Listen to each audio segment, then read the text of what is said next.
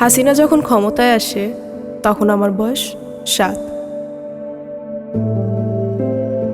তোমরাও হয়তো কেউ 8 অথবা কেউ 9।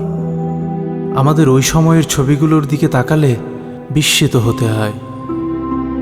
এই ছবিগুলো দেখলে কি বোঝা যায় এরাই একদিন পৃথিবীর নিকৃষ্টতম ফ্যাসিস্টদের একজনকে বিদায় করবে?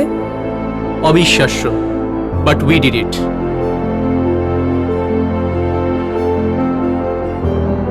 রিমেম্বার, সবাই যখন ধরে নিয়েছিল ফ্যাসিবাদের শেকলেই কাটবে আমাদের কয়েক প্রজন্ম, তখন আমরাই বলেছিলাম না, আমরা মানব না।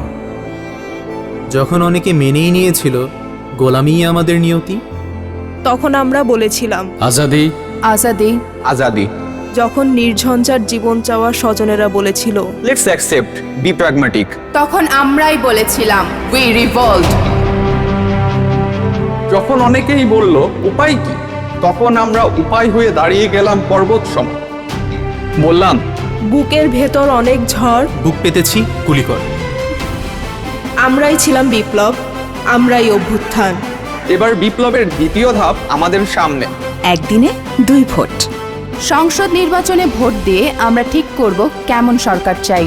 একই সাথে গণভোটে ভোট দিয়ে ঠিক করব ভবিষ্যতের বাংলাদেশ কেমন চাই।